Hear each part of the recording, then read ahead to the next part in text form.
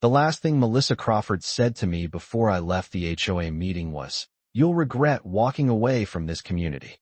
The room went quiet after that, the kind of quiet where everyone suddenly becomes fascinated by their paperwork because nobody wants to be caught looking at the train wreck.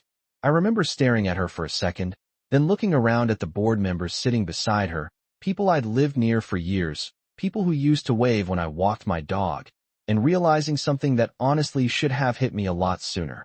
None of these people actually cared about the neighborhood anymore. They cared about control. Melissa especially. The funny part is that she thought she'd won that night. She thought months of fines, complaints, inspections, and endless harassment had finally pushed me out. In her mind, I was surrendering. What she didn't know was that I wasn't leaving because she'd beaten me. I was leaving because I had already found a much better position on the board, and she didn't even know the game had changed. My name is Ryan Bennett, and a few years ago, I lived in a subdivision outside Fort Collins called Pine Ridge Commons. On paper, it looked like a dream neighborhood. Clean streets, nice homes, good schools, families everywhere. When my wife Emma and I bought our house there, we were excited. We had spent years saving for a place we could actually call our own. I still remember getting the keys. Emma cried. I probably came close. We planted trees in the backyard, painted the guest room ourselves, hosted barbecues during the summer. For a while, life was exactly what we hoped it would be. Then Melissa became HOA president. Looking back, that's when everything started changing. At first it was subtle. A new rule here. A reminder email there. Then came the violation notices. The first one claimed my mailbox color wasn't compliant with community standards. I laughed when I opened it because the mailbox had been there since before we bought the house. Apparently, it had suddenly become a problem. A month later I received another notice because my lawn measured slightly above the approved height. Then another because my garage door remained open too long on a Saturday afternoon while I was cleaning tools. Then another because a flower planter wasn't listed on an approved exterior decoration form. I wish I were exaggerating. One evening Emma walked into the kitchen while I was reading another violation letter and said, "Please tell me they're not mad about a flower pot now." I held up the paper. "They're mad about 2 flower pots." She just stared at me for a moment before laughing. At this point, I think they're keeping score. The problem was, eventually it stopped being funny. Every time I opened the mailbox, I felt irritated before I even looked inside. Every HOA meeting became a courtroom where Melissa sat at the front like a judge handing down sentences. She had a way of speaking that made every conversation sound like a reprimand. Community standards matter, Ryan. Rules exist for a reason, Ryan. Maybe some residents need to learn accountability, Ryan. She always smiled when she said things like that, which somehow made it worse. The more she pushed, the more I questioned her decisions. The more I questioned, the more attention my property received. One afternoon, my neighbor Frank wandered over while I was mowing the lawn. Frank had lived there longer than almost anybody. He lowered his voice and said, "You know why she keeps coming after you, right?" I shrugged. "Because she enjoys it?" He laughed. "No, because you're the only person who talks back." That conversation stayed with me. For months afterward, I started noticing something I hadn't paid attention to before. Most people in the neighborhood were frustrated. They complained privately. They rolled their eyes during meetings. They joked about the HOA at cookouts. But when meeting night arrived, nobody said anything. Nobody wanted to become the next target. I understood that feeling because honestly, I was getting tired too. Tired of arguing. Tired of opening letters. Tired of feeling like somebody was constantly watching my property waiting for a mistake. Then one evening Emma and I were sitting on the back patio after dinner, watching the sun disappear behind the trees, and she asked a question that changed everything. "If we had the chance to leave tomorrow, would you?" I didn't answer right away. Not because I didn't know. Because I did. The answer came way too fast. "Yeah," I finally said. "I think I would." She nodded slowly. "Then maybe we should stop asking how to survive here and start asking what comes next." That sentence stuck in my head for weeks. What comes next? A strange question. An even stranger answer arrived completely by accident. A few days later, I was driving through an older neighborhood directly across from Pine Ridge Commons. Most people barely noticed it. Older homes, rental properties, retired owners. Nothing fancy. At a stop sign, I noticed a for sale sign. Then another. Then another. Something about it caught my attention. Later that night, I pulled up property maps online. Mostly curiosity. At least that's what I told myself. Then I noticed something interesting. That entire block sat outside the HOA boundary line. Just outside. Close enough to see Pine Ridge from the front porches, but legally beyond Melissa's reach. I remember leaning back in my chair and staring at the screen. Then I zoomed in. Then out. Then in again.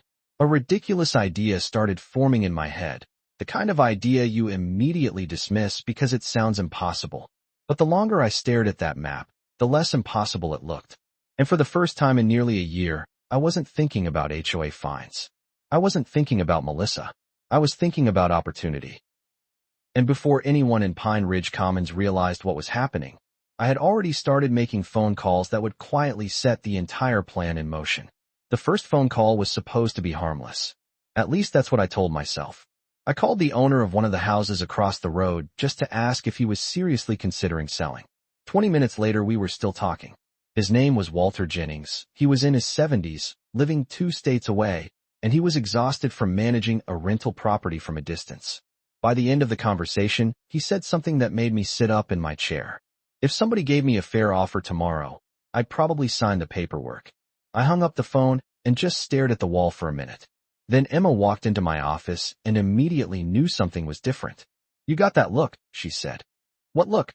"The look you get right before doing something either brilliant or incredibly stupid." I laughed. Maybe both. What started as curiosity slowly turned into a plan. Over the following weeks, I met property owners, reviewed records, talked to real estate agents, and learned something interesting. Most of the houses on that block had owners who were ready to move on. Some were retirees.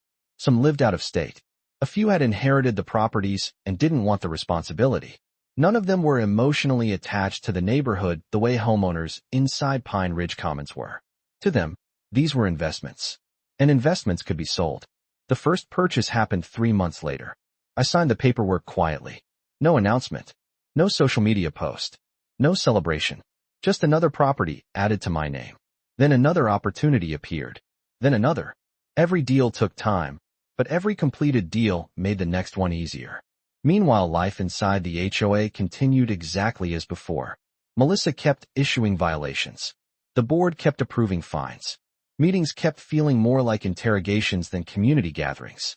One evening, I attended a board meeting after receiving yet another notice about landscaping. I remember sitting there listening to Melissa lecture homeowners about preserving neighborhood character when she suddenly turned toward me. "Mr. Bennett," she said, adjusting her glasses, "perhaps if you spent less time arguing and more time complying, these issues wouldn't continue." A few people shifted uncomfortably in their seats. The room felt tense. I smiled. Maybe if the rules made sense, fewer people would argue. You could practically hear the oxygen leave the room. Melissa's jaw tightened. She wasn't used to being challenged publicly. "The rules exist to protect property values." "Funny," I said, "because my property value seems to be doing just fine." A few homeowners chuckled. Melissa did not. Looking back, that moment probably convinced her she'd eventually force me out. What she didn't realize was that by then I already owned 2 houses across the street and was negotiating for a third. The irony was almost too good. While she was obsessing over my mailbox and flower beds, I was quietly buying an entire block right under her nose. The months rolled by. Every completed purchase felt surreal. I wasn't some billionaire developer. I wasn't a corporation. I was just a guy who got tired of being pushed around and happened to notice an opportunity nobody else cared about. Emma became my unofficial partner in the project. Some evenings we'd sit at the kitchen table reviewing property records like 2 amateur detectives working a cold case. Sometimes we'd laugh at how ridiculous the whole thing sounded. "You realize normal people buy vacation homes during a midlife crisis," she said one night. "You're buying an entire street." "It's cheaper than a sports car," I replied. "Barely." The truth was that the project became about more than real estate. It gave me something the HOA had slowly taken away: control over my own future. For the first time in years, I wasn't reacting to Melissa's decisions. I was making my own. About 8 months into the process, I owned 5 houses on the block. Then 6. Then 7. Every transaction remained quiet because there was no reason for anyone inside Pine Ridge Commons to pay attention. To them, those houses were just old rentals sitting across the road. Nobody cared who owned them. At least not yet. During that same period, the HOA's behavior somehow became even more aggressive. One afternoon, I received a warning because a contractor's truck had been parked in my driveway overnight. Another violation claimed a decorative bench on my porch hadn't received architectural approval. Emma opened that letter and started laughing before she'd even finished reading it. At this point, they should just send us a subscription service. I laughed too, but underneath the humor was exhaustion. Every letter reminded me why I was leaving. Every interaction reinforced the same lesson. Some people become addicted to authority when there's nobody around willing to challenge them. Eventually, a moment arrived where Emma asked the question we'd been avoiding. When are we actually going to move? I looked around our living room. The house had been our dream once. We'd built memories there. Holidays, family dinners, birthdays, quiet Sunday mornings. Leaving wasn't easy, but staying had become harder. Soon, I said. Very soon. The decision became official a few weeks later when we listed the property. That's when the rumors started. Neighborhood gossip spreads faster than wildfire in HOA communities. Within days, everyone knew we were selling. Some neighbors seemed genuinely sad. Others looked surprised. A few looked relieved. Melissa looked victorious. I still remember running into her near the clubhouse one afternoon. She approached with the confident smile of someone who believed the scoreboard favored her. I heard you're moving, she said. That's right. Well, I hope you find what you're looking for. The words sounded polite. The tone did not. I smiled. Oh, I think I already have. She looked confused for a second, but quickly recovered. Good luck. Then she walked away. As soon as she disappeared around the corner, I laughed. Not because she'd said anything particularly funny, but because she had absolutely no idea what was coming. The closing process moved quickly. Buyers loved the house. The paperwork went smoothly. Before long, moving boxes filled every room. Neighbors stopped by to say goodbye. Some shared stories. Some offered help. One older couple even brought us cookies. It reminded me that despite everything, the neighborhood wasn't the problem. Most people were decent. The problem was what happened when a small group convinced themselves they deserved power over everyone else. On the morning we officially moved out, I watched the moving truck pull away from the driveway and felt something unexpected. Relief. Not sadness. Not regret. Relief. For the first time in years, there would be no HOA notices waiting for me. No meetings. No arguments. No Melissa. Or at least, that's what she thought. Because while Pine Ridge Commons celebrated the departure of one of its most stubborn homeowners, I was settling into a house less than 200 yards away. A house sitting outside the HOA boundary. A house on a block where I now owned every single property. And the moment the last piece of paperwork was finalized, I started preparing for the phase of the plan that nobody saw coming. Contractors were scheduled. Renovation crews were lined up. Permits were approved. Investments were ready. For nearly a year, Melissa had treated me like someone she could push out of the neighborhood. What she didn't understand was that I hadn't disappeared at all. I had simply moved to the one place where her authority stopped, and very soon she was about to discover exactly how powerless that made her feel. The first moving truck rolled onto the block at 7:30 on a Tuesday morning.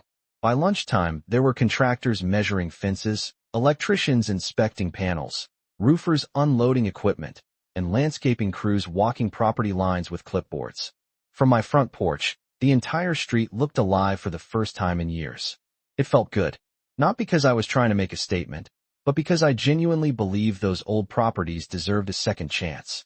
The funny thing was, I didn't even have time to finish my coffee before I saw Melissa marching across the road. And when I say marching, I mean marching. Fast, determined steps, arms stiff at her sides, expression already loaded with outrage. She didn't even bother with a greeting. What exactly is going on here? She demanded. I glanced toward the contractors. Good morning to you too.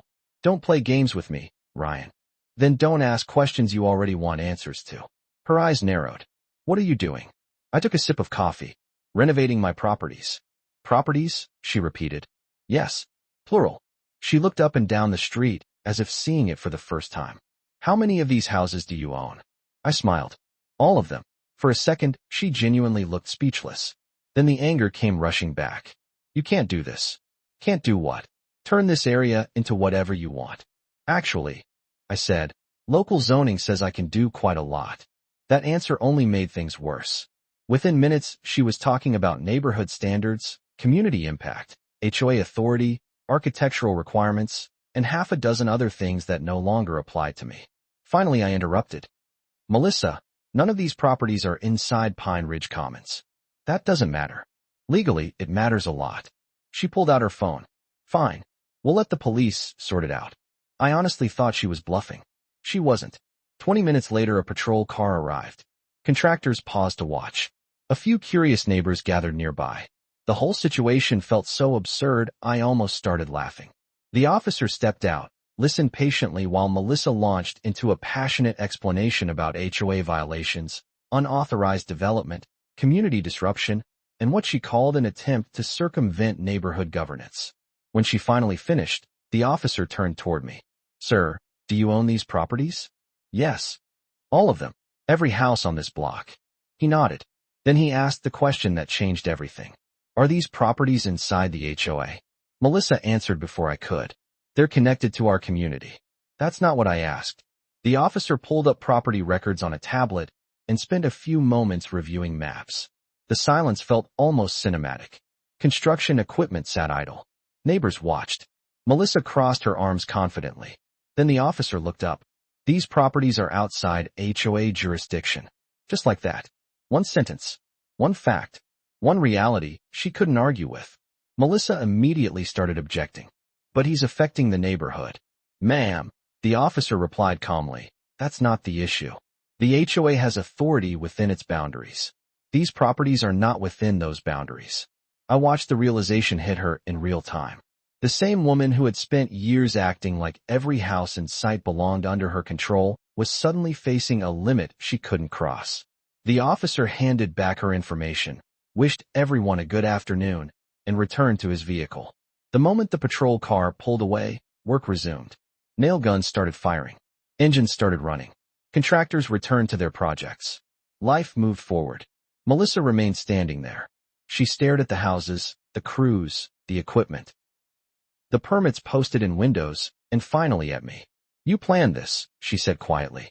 It wasn't a question. Yeah, I admitted. I did. For how long? Long enough. She shook her head. This was all because of the HOA? I thought about that for a second. Then I surprised even myself with the answer. No.